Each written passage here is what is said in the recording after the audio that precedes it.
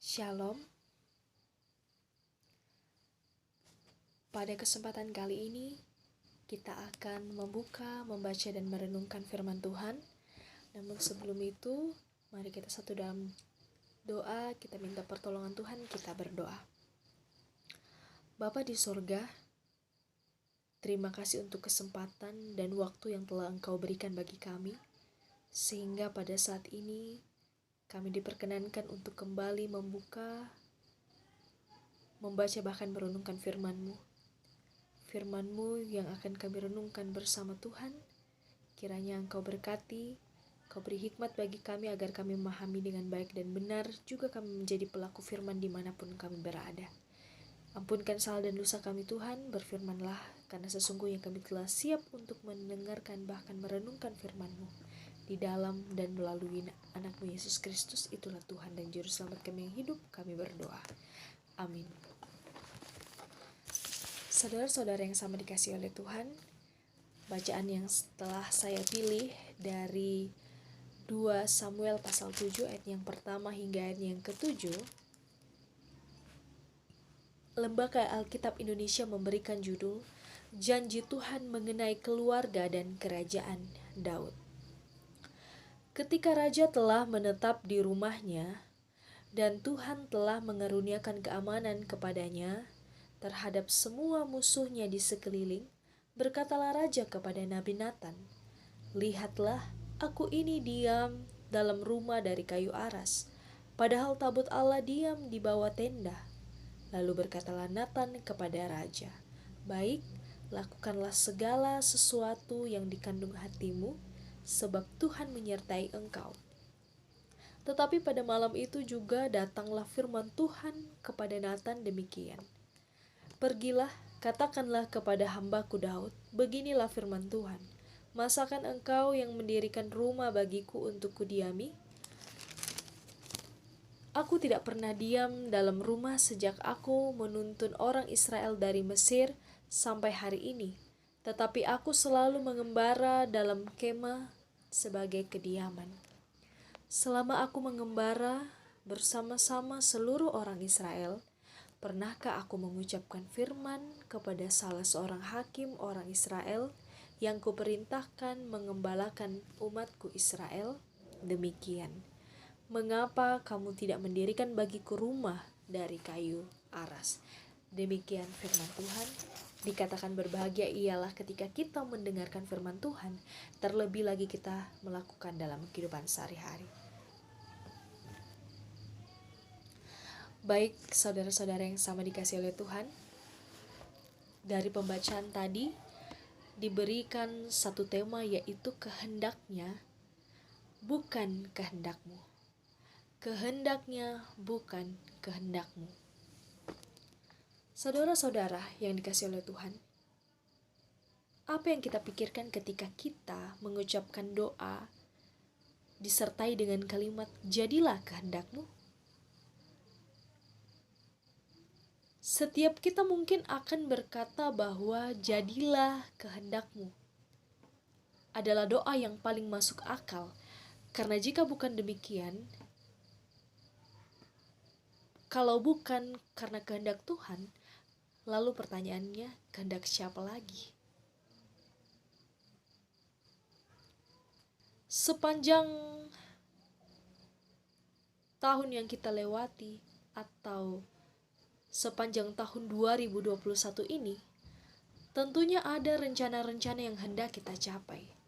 Entah itu rencana besar atau rencana kecil, entah itu rencana dalam jangka pendek atau jangka panjang, entah rencana itu akan terjadi atau tidaknya, tentu kita memiliki rencana untuk ke depannya.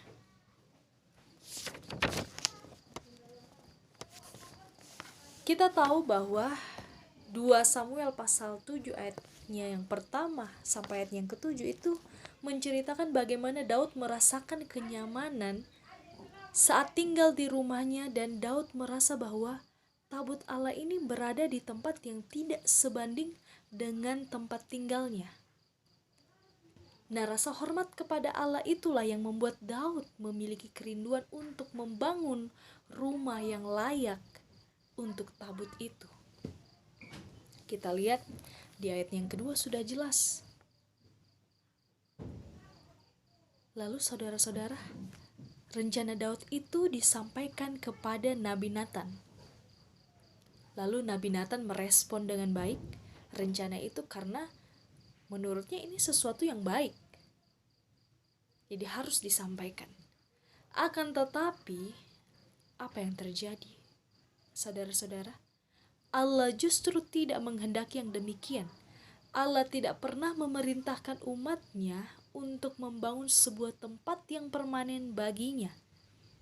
Di ayatnya yang ke-6 dan ke-7, di situ sangat jelas penjelasan bahwa Tuhan tidak mengkehendaki, tidak pernah memerintah umatnya untuk membangun sebuah tempat yang permanen bagi dia. Daud bukanlah orang yang tepat untuk membangun bait itu. Mengapa? Karena selama pemerintahan Daud telah banyak terjadi penumpahan darah dalam peperangan. Allah menolak terhadap rencana Daud, bukan karena Allah menghukum atau bukan karena Allah tidak menyukai maksud baiknya. Tidak seperti itu, saudara-saudara. Kalau kita kembali mengingat kisah-kisah Daud, apa yang ia alami, Daud sendiri telah mengalami banyak sekali berkat. Berkat yang berasal dari Allah, yang telah menjadikan dia raja. Daud juga bisa mengalahkan banyak musuh, memiliki nama yang besar, memiliki tanah Israel, hidup dalam keamanan. Dan itulah berkat-berkat yang Daud rasakan yang asalnya dari Tuhan. Dan bahkan di ayatnya yang ke-16, Allah menjanjikan keluarga dan kerajaan Daud akan kokoh selama-lamanya. Jadi luar biasa berkat Tuhan yang nyata dalam kehidupan Daud. Bapak Ibu yang sama dikasih oleh Tuhan,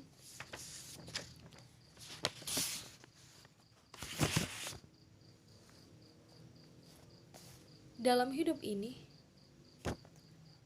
kita punya banyak sekali rencana. Tetapi kita belajar dari Daud. Ia ternyata tidak mempersiapkan rencananya sendiri, melainkan ia meminta pertimbangan Nabi Nathan. Ini membuktikan bahwa Daud tetap menghargai petunjuk Tuhan lewat hambanya, yaitu Nabi Nathan. Dan ia tidak bertindak gegabah melakukan seorang diri. Ia meminta dan pertimbangan orang dalam merencanakan sesuatu itu adalah hal yang penting. Ketika kita melakukan rapat, melakukan sidang dan lain-lain, itu adalah bukti bahwa sebenarnya kita menampakkan kesatuan sebelum melakukan sesuatu, dan bukan langsung memaksakan kehendak orang lain. Lalu timbul pertanyaan, bagaimana melakukan kehendak Tuhan? Yang saya mau katakan dari pembacaan ini, dari 2 Samuel pasal 7 ayat yang pertama hingga ayat yang ke-7, ada 2 hal yang mau saya sampaikan.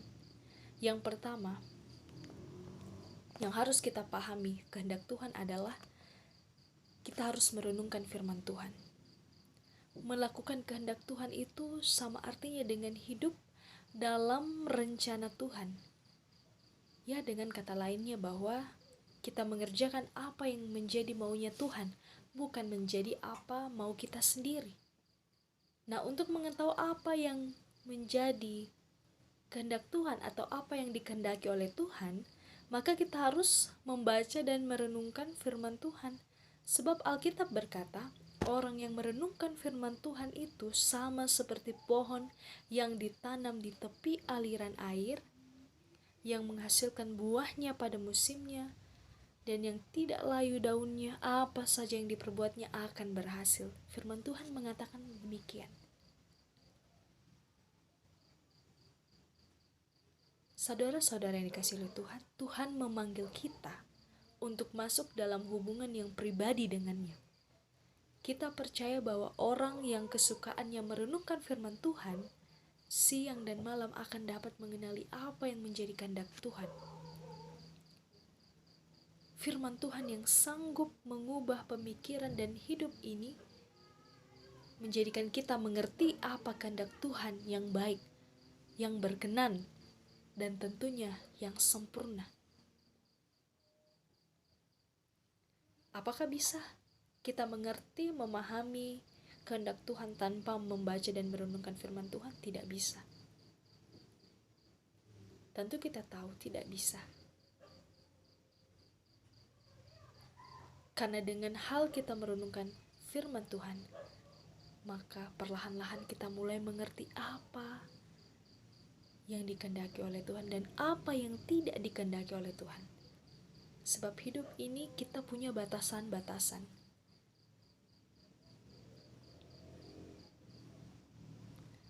Lalu hal yang kedua, ialah melakukan apa yang telah difirmankannya, yaitu melakukan perintah firman-Nya. Tuhan berkenan kepada orang yang berjalan dalam kehendak-Nya. Sebaliknya, Tuhan tidak berkenan kepada orang yang tidak melakukan kehendak-Nya. Kita tahu bahwa manusia tidak ada yang luput dari dosa. Begitu juga yang dialami oleh Daud. Daud bukanlah orang yang sempurna, karena ia juga pernah jatuh dalam dosa. Tetapi apakah ketika kita jatuh di dalam dosa, kita akan terus hidup di dalamnya? Tidak mau keluar dari cengkraman dosa itu.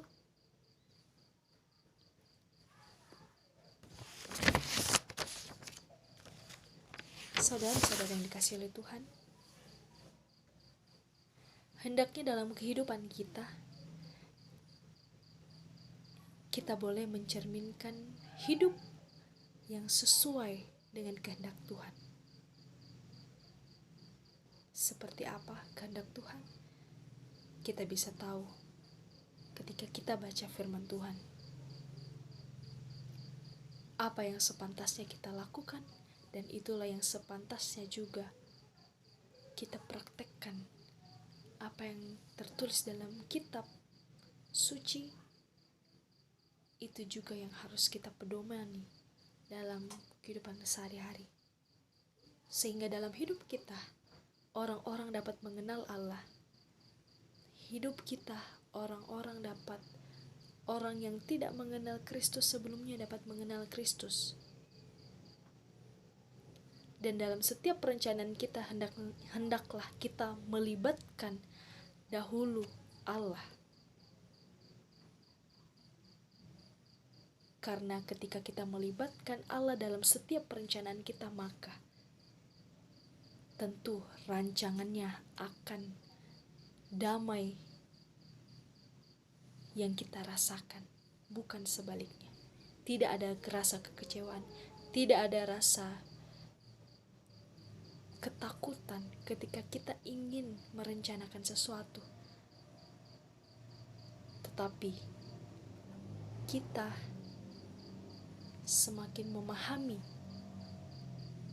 bagaimana hidup sesuai apa yang Tuhan mau, apa yang Tuhan kehendaki. Sehingga dalam kehidupan kita, nama Tuhan senantiasa dimuliakan. Kiranya firman Tuhan senantiasa menguatkan kita dalam menjalani kehidupan yang masih Tuhan anugerahkan bagi kita. Terpujilah Tuhan. Amin.